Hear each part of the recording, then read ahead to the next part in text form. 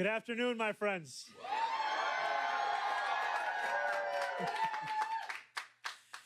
Today is the start of a new era for New York City. It is Inauguration Day. It is also the day that the rent is due. At midnight last night, I swore my oath to become the mayor of New York City. Just a few hours ago, today, I celebrated with tens of thousands of New Yorkers. Many of them left our ceremony to return to houses and apartments that do not feel like homes, where bad landlords do not make repairs, where rents constantly rise, where roaches crawl in the hallways and heat in the chill of winter comes rarely, if ever. These New Yorkers voted for a new day for our city because the past one is clouded by housing insecurity and instability, where they cannot afford a life of dignity in the city that they love. Today, on the first day of this new administration, on the day where so many rent payments are due, we will not wait to deliver action. Welcome back to 45th Perspective. If this is your first time here, this channel is all about slowing things down, cutting through the noise, and looking at today's political news through a fact-driven, America First lens. No shouting, no talking points for the sake of it, just thoughtful analysis and honest opinions. Today, we're breaking down the story everyone's talking about, news topic. You've probably seen the headlines, the clips, and the hot takes flying around online. But what I want to do here is step back, look at what actually happened, why it matters, and what it could realistically mean for the country moving forward. Here are the core facts. Clearly explain the key events, decisions, or statements involved in the news topic. Stick to what is verifiable, who did what, when it happened, and what was officially said or signed. A lot of coverage skips over these basics or frames them in a way that pushes a narrative, so it's important we ground ourselves in what's actually on the record. Now, when you look at this issue from a broader perspective, there are a few things that stand out. First, this fits into a larger pattern we've been seeing in American politics, one where power, responsibility, and accountability are constantly being debated. Supporters argue that, fairly summarize the pro side, while critics warn that, fairly summarize the opposing concerns. Both sides raise points worth acknowledging, even if you don't agree with all of them. From my perspective as a right-leaning patriot who believes deeply in the Constitution, limited government, and putting American citizens first, this moment raises some serious questions. The question isn't just whether this move sounds good in a press conference, but whether it actually strengthens the country in the long run. Does it respect the balance of power? Does it protect individual freedom? And most importantly, does it serve everyday Americans who are working, paying taxes, and trying to raise families in an increasingly uncertain world? I think it's also important to say this: supporting conservative values doesn't mean ignoring reality or defending every action automatically. Patriotism means caring enough about the country to be honest when something deserves scrutiny, even when it comes from leaders you may generally support. In this case, there are positives that shouldn't be dismissed, but there are also risks and unanswered questions that deserve more attention than they're getting in mainstream coverage. When you cut through the spin, what this really comes down to is trust.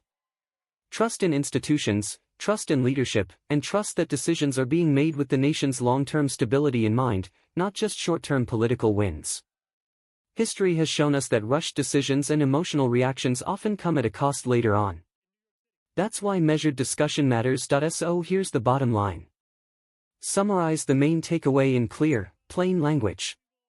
This story isn't just about one headline or one political figure, it's about the direction the country is heading and how much say ordinary Americans will have in shaping that future.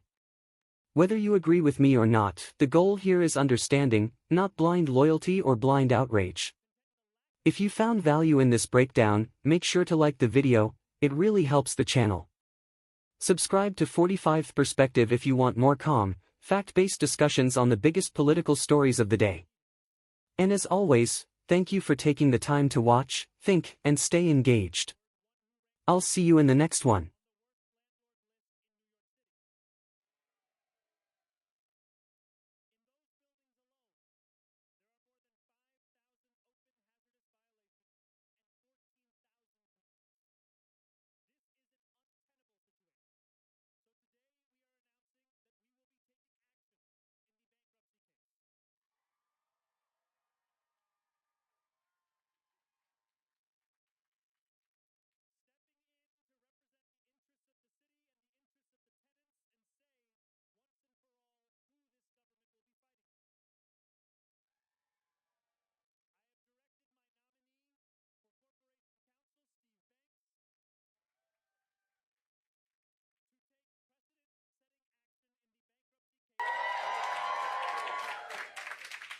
And we will stand up on behalf of the tenants of this city.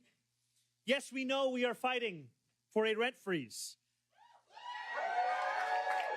But that is not the extent of our efforts. We will also stand up for tenants, build new housing, and get New Yorkers into housing faster. Today, we are announcing 3 executive orders. The first will be to revive the mayor's office to protect tenants.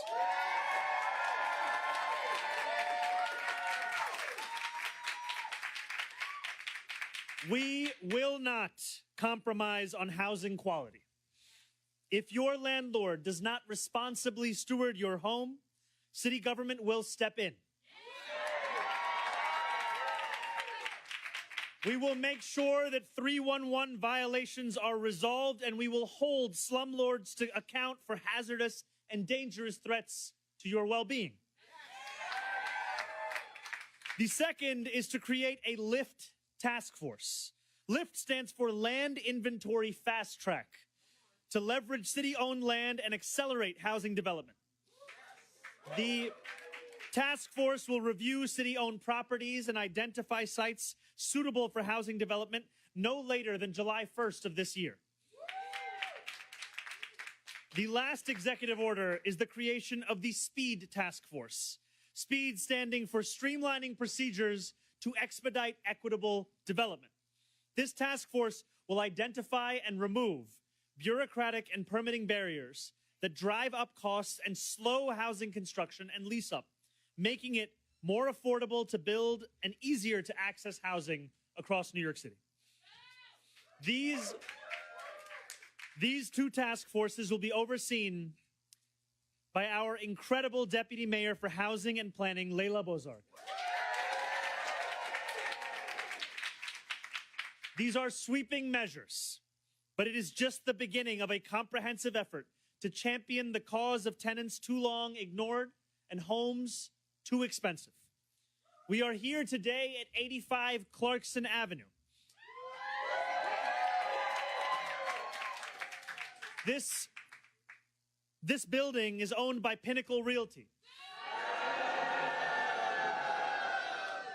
a notorious landlord whose name is all too familiar to far too many renters in New York City. Thank you. Tenants like Josie Wells, who we will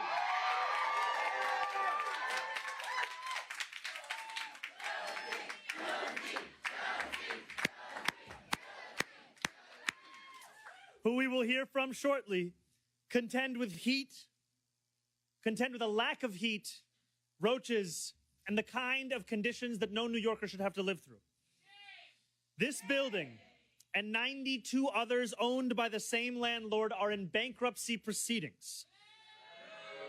And they are set to be auctioned off to a different landlord, one who ranks number 6 on the worst landlord list in New York City.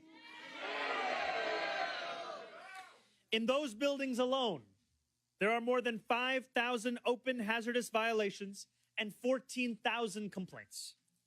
This is an untenable situation. So today we are announcing that we will be taking action in the bankruptcy case.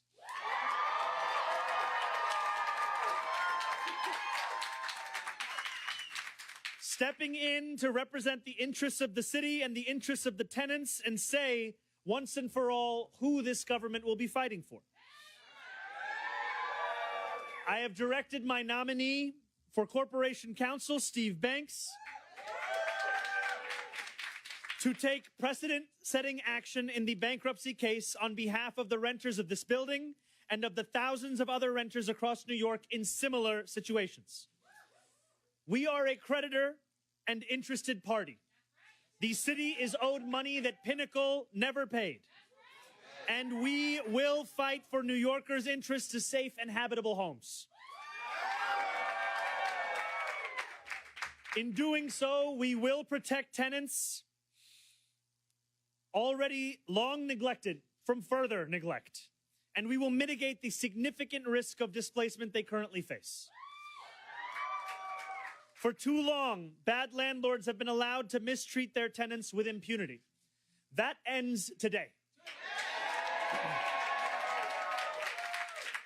No longer will government turn a blind eye as working-class New Yorkers, many of them in neighborhoods of color, are treated as pawns in a game where landlords never feel the consequences of those kinds of actions.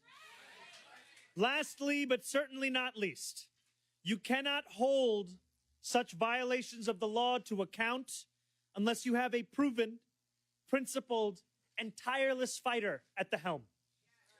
That is why I am proud today to announce my friend, Sia Weaver.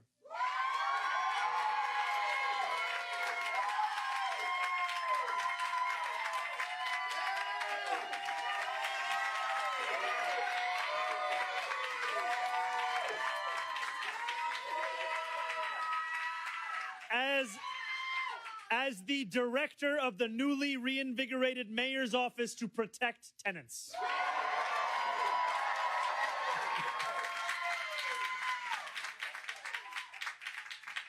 Sia has a peerless record of standing up for tenants in our city. As the director of Housing Justice for All, she has fought in Albany to deliver pro-tenant legislation, from stronger rent laws to good cause eviction to more affordable housing for all New Yorkers. We are creating the mayor's office to protect tenants, with Sia leading the charge because this work has too long been relegated to an afterthought. We fight hard to win new rights for tenants across the city, only to find that those tenants are never told of those rights. Millions of tenants across this city are eager for a day when their needs are no longer ignored and forgotten by those in power. Today marks that new era for this city, one where we will follow through on the promises we have made and where we stand up for those who have too often been left to stand alone. I want to thank every tenant who is joining us today, and I want to thank Sia Weaver for joining in this work.